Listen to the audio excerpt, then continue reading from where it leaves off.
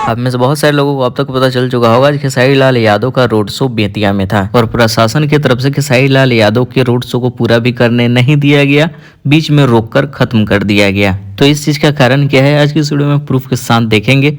उससे पहले अभी तक वीडियो को लाइक नहीं किया तो कर लो, चैनल को सब्सक्राइब यार जरूर करो ताकि ऐसे ही अपडेट मिले सबसे पहले। पहला डाउट क्लियर कर देते हैं। बहुत सारे लोगों को लग रहा होगा कि खेसारी लाल यादव 2 महीना पहले से लंदन में थे तो वहीं पे होंगे, लेकिन शायद कल या परसों रात में यहाँ पे पहुंच चुके हैं, मतलब अपने बिहार इंडिया में ही हैं और किसी चुनाव प्रचार में रोड शो करने गए थे। आमतौर पे भोजपुरी के बहुत सारे स्टार्स जाते हैं, पवन सिंह को भी आप सबने देखा होगा, लेकिन ऐसा सीन पवन सिंह के प्रोग्राम में तो कभी क्रिएट नहीं हुआ है, चाहे रोड शो में।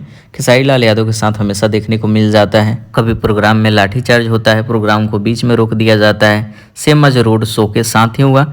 इस चीज़ पे खेसारी लाल यादव क्या कुछ कहते हैं, वीडियो को देखते हैं। इसलिए प्रशासन को रोकना पड़ा हमें, क्योंकि वो भी मजबूर था।